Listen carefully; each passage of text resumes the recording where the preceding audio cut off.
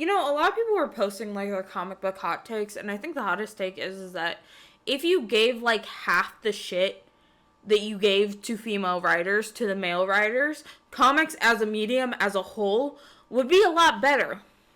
That's why I've chosen to exclusively hate on male authors. Welcome back to another episode of Last Week in Comics, the show where I tell you what happened the last week in comics. I am having to film this on Wednesday because me and Stack are going to be at C2E2 this weekend. Now, is this coming out after C2E2's over, so no one's gonna know that?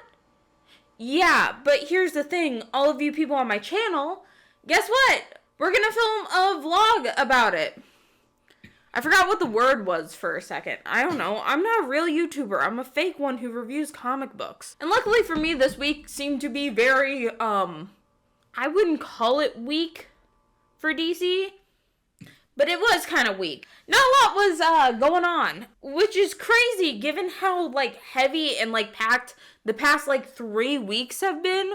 Like, DC, you gotta be better about spreading out your books a little bit. Like, there is literally, like, 9 books that came out for DC. 9 books.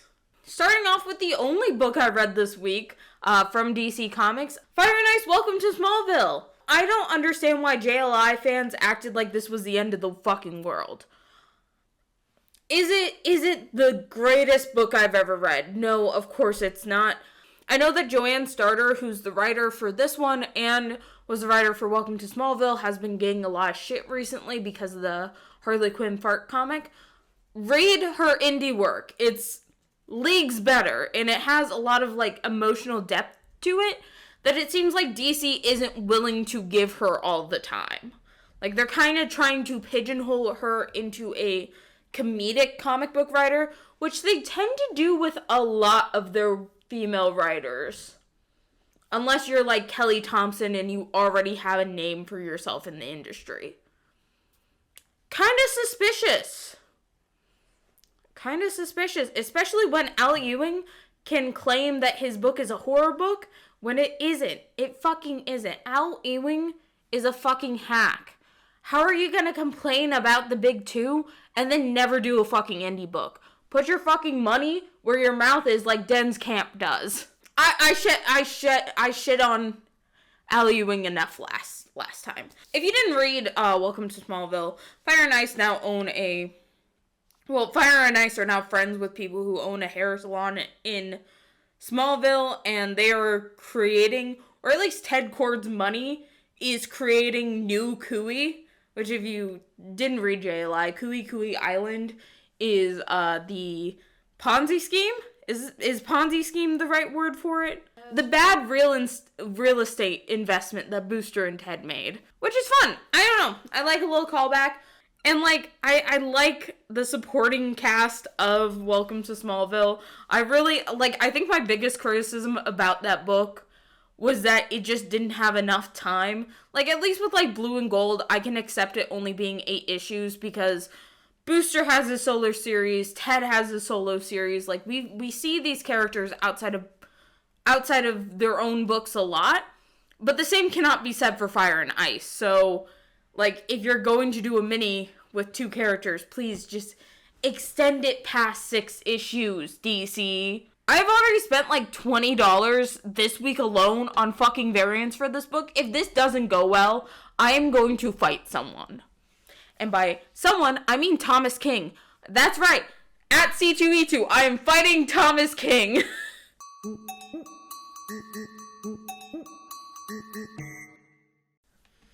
He's gonna be there, and I'm so tempted to throw hands.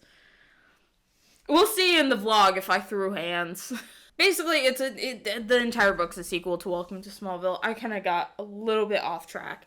But the big thing is that Bee finds a monkey's paw and then wishes for her and Tora to, like, the big end of the issue, and the big thing that they've been promoting for issue 2 is that Bee finds a monkey's paw and then wishes for her and Tora to switch their powers back. And then they actually switch bodies instead.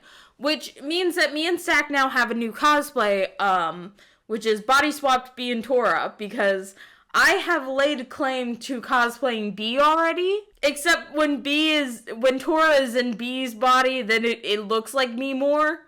It's gonna be a fun book. There are actual war criminals and Nazis working for DC right now.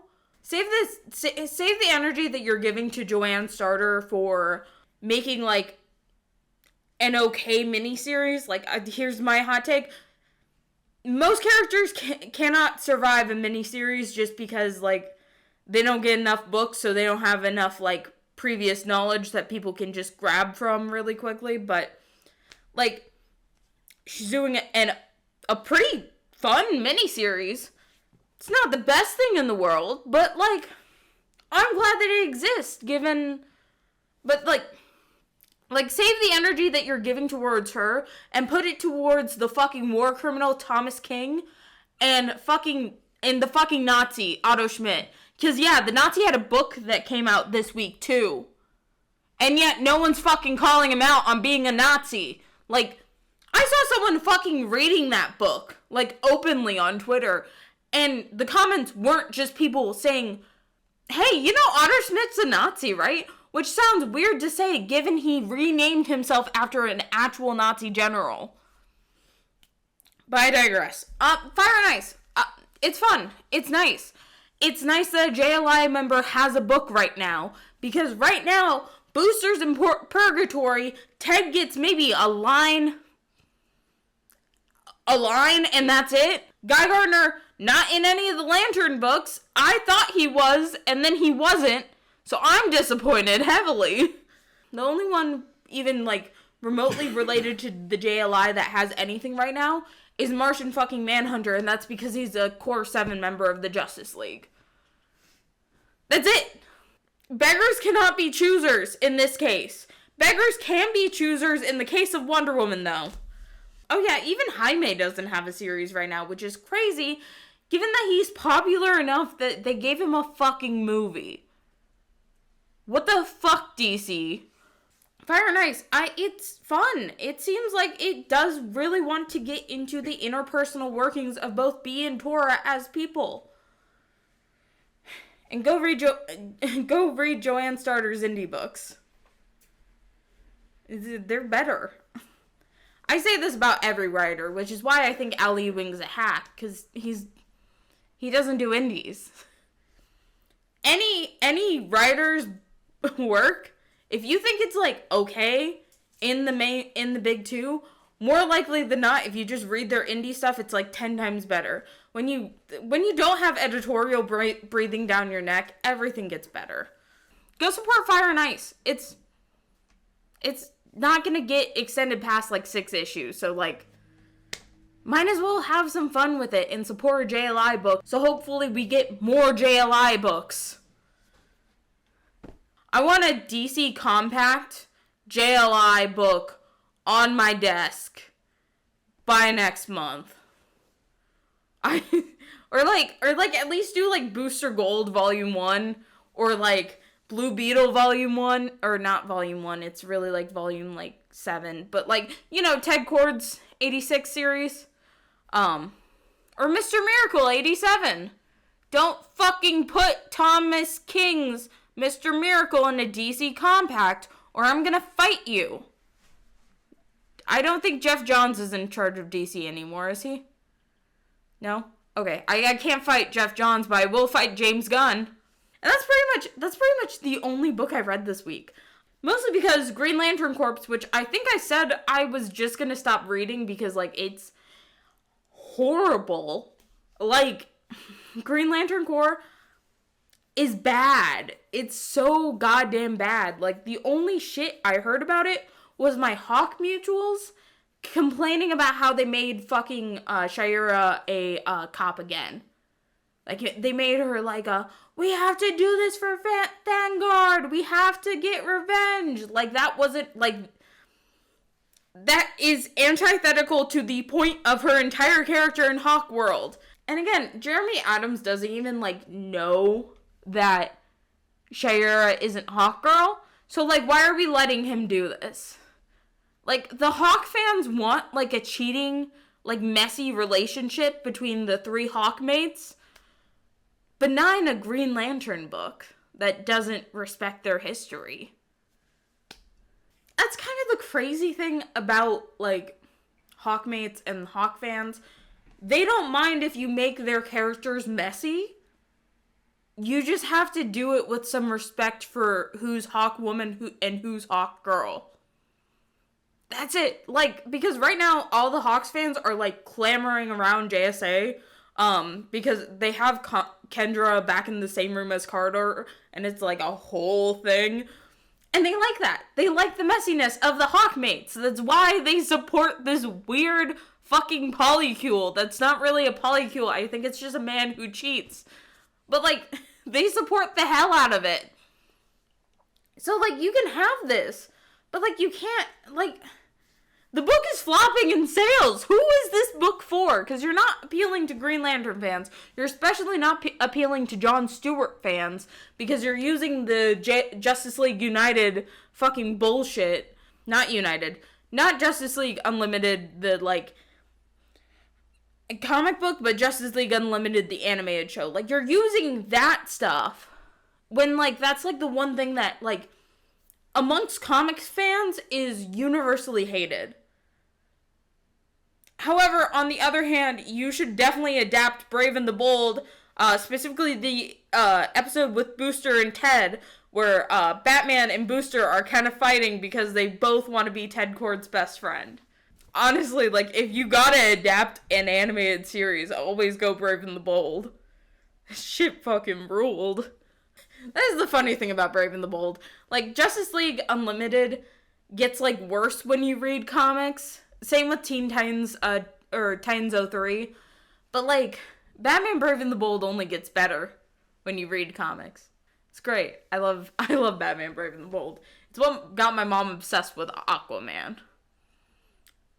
I don't know why Aquaman, but to each their own. But yeah, Green Lantern Corps sucks. Book's probably gonna get canceled after however many issues it's already slated for. I think it's 12. It might be 6 though. Green Lantern Corps, they keep on getting me because they keep on putting Simon and Jess in the covers, like the variant covers, and like that's the only time I see them now. Like I thought I was gonna get more Simon and Jess at the beginning of this book, but like it's not. It's not. In the arms of the angel. Now on to the actual list. So I did scroll through some of these, or at least the ones that were available online. Absolute Batman number 7. They have introduced Mr. Freeze now, which I think is insane because instead of him like saving his like, saving Nora by freezing them, it's his parents who freezed him and then themselves to like escape death. It kind of fucked hard. I'm not gonna lie. Maybe I need to jump. You know what? I'll make a rule for myself. If they bring back Selina Kyle, because I don't think that they have yet, but when they do bring back Selina, I will start reading Absolute Batman. Like, I will only start reading Absolute Batman if Selina Kyle gets back, because right now it's a big boys fest, and I don't fuck with that. I don't fuck with that. I like Batman when he's a girl dad with Cassandra Cain, okay? Absolute Batman. It's Absolute Batman. Most of you guys read it anyway. I don't need to. Then I'm going to skip down a little bit to Batman and Robin number 20, because I do kind of want to talk about this, because apparently Junie Ba did another, like, I think it's either a short story or it's like a flashback sequence in this book surrounding Damian Wayne.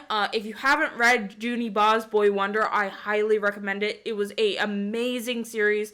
It did a lot of justice to Damian. So I'm just glad to see Junie back on Damian. Okay, I think that he should have a full Damian ongoing, if I'm being honest. I like Damian Wayne. Then we have Batman Dark Patterns. I don't know what the fuck happened in this book. I didn't scroll through it. It's Batman. It's a horror Batman book. The two things I don't like. Then we have Action Comics 1085. It's by G. Willow Wilson. For, I think, the next couple issues. It's a lot of, Superman gets, like, a new, like, ice suit in it. I think it takes place entirely in the fortress, or around the Fortress of Solitude, as some journalists are investigating it, and Clark's kind of trying to, like, you know, play both angles, so he always ends up on top. He never tops. What am I talking about? Lois Lane tops that man. That's also what happens in the same thing. No, I'm kidding. She doesn't top him. Because DC's fucking cowards. Then we have Aquaman number 4. I also scrolled through this one. I didn't realize that Lori Lemaris was in this book. Not enough to get me to read Aquaman, to be honest. But it is nice seeing, like, other sea people showing up in Aquaman. I'm probably, if anything, the one day I'm going to read this book is when Jackson Hyde gets put back on there. I miss him. I really do love him. Then last, certainly not least, at least for this version, DC Horror presents Creature Commandos number 6. Of course, it's the original Creature Commandos team, as most people have now informed me. It's a fun horror comic. I'm not into horror comics, but at least unlike Al Ewing, I know what a horror comic looks like. You know? Unfortunately, usually, which is why, like, part of the reason I don't film on Wednesdays is because a lot of the online sites do not get updated on Wednesday for indies. They get updated a couple days later, or, in the case, not at all. We're going to cover Image and IDW. From Image Comics, we have G.I. Joe, A Real American Hero, Jinx number 1. Wait, hold on a second. Hold on a fucking second. My favorite ninja girly from when I was a kid is back. Oh, and I pre-ordered this one, luckily. I pre-ordered this one because it's a part of the Silent Missions. I love these series. Oh my god. I'm gonna have to, like, tell my dad to go read this. I actually have to tell him to read books this week. It's crazy.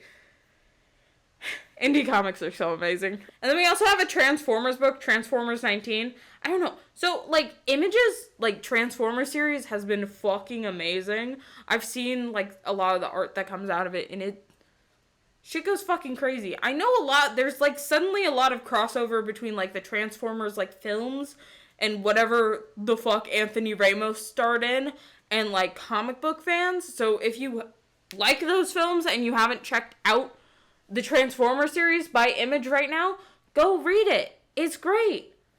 And then, of course, we all know my favorite company, IDW.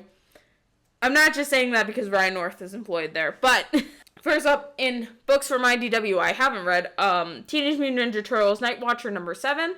And then also in the Lower Deck space, we have, so they finally uploaded issue 5 of Lower Decks by Ryan North, and issue 6, which is the conclusion that came out this week.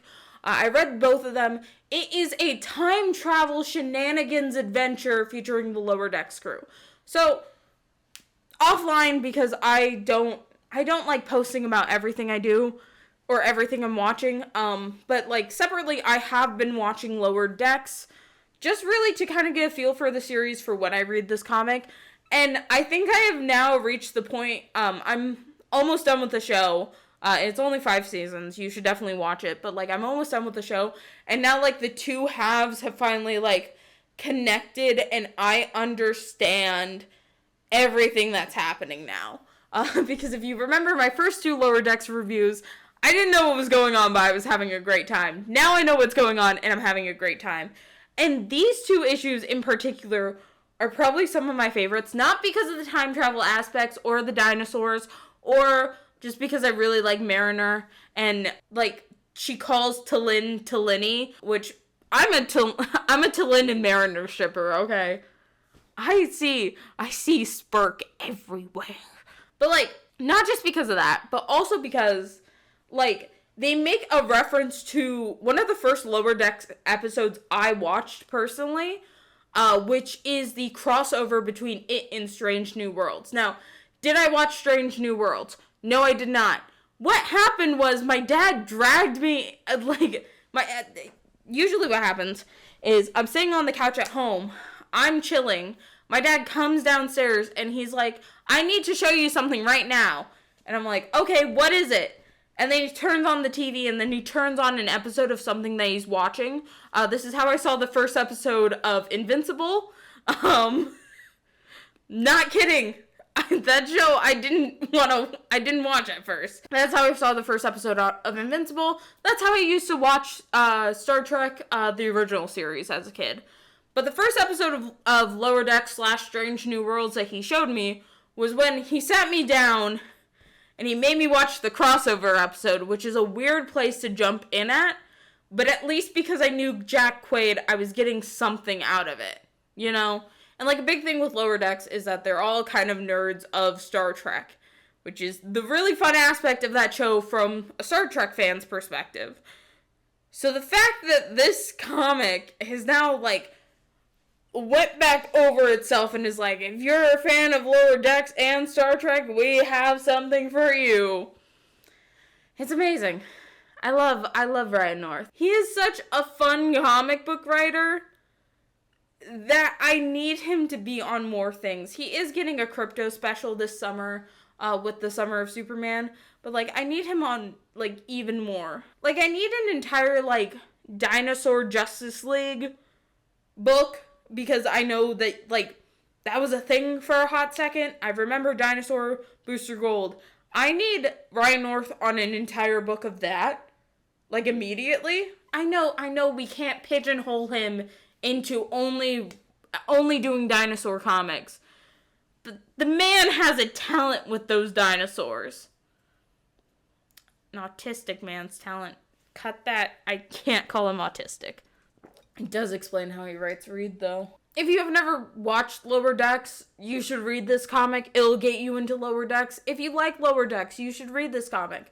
I'm pretty much, the second I'm going home, I'm giving my dad all my copies of Lower Decks and also the book, Warp Your Own Way, like the Choose Your Own Adventure book, Warp Your Own Way, that Ryan North also did for Lower Decks. I'm giving those all to my dad, and I'm being like, read it! Because he can't read.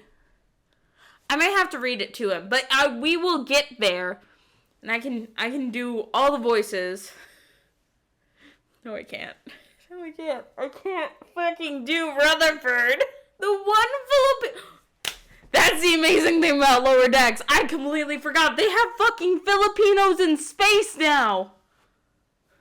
Filipinos in space. I love Rutherford. He's my little baby boy. This went into a long rant. Go read Lower Decks. It's been a short week. I mean, like, there's only, like, 43 comics that came out in League of Comic Book Geeks. And, like, because I check that, too. I don't just use RCO for my list. But, like, a bunch of them are fucking Webtoon? I didn't know that League of Comic Book Geeks logged Webtoons. They barely even log Wyatt Wingfoot without me. Anyway, that's pretty much it for another episode of Last Week in Comics. Up here is going to be the next recommended video. It could be another episode of Last Week of Comics. It could be an episode of Ash and Their Fantastic Friends, my live show I do every Saturday, 9 p.m. EST. Or it could be a YouTube short. Could be the C2E2 vlog. I don't know when you guys watch these. I don't know. But something's up there. Then down here is the rest of the playlist for Last Week in Comics. If you want to find out my opinions on Al Ewing, go down there. I complained about him a lot this thing. I don't know why.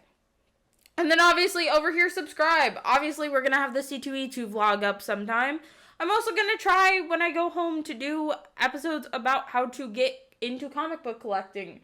Because I feel like it's a niche that not a lot of people give tutorials on. It's very easy to get books at, like, good prices if you just know what the fuck you're doing. But yeah, right here. Subscribe, like, comment, share, whatever. I don't know how YouTube works. Link in the description for my Ko-fi, to support me and my bad spending habits. And also support the show, Ash and Their Fantastic Friends. I am, like, at a net negative $45 for that, like, every month. Which is crazy. So it's not even the main appeal of my channel anymore. I don't know either. That's kind of all I had. And cut.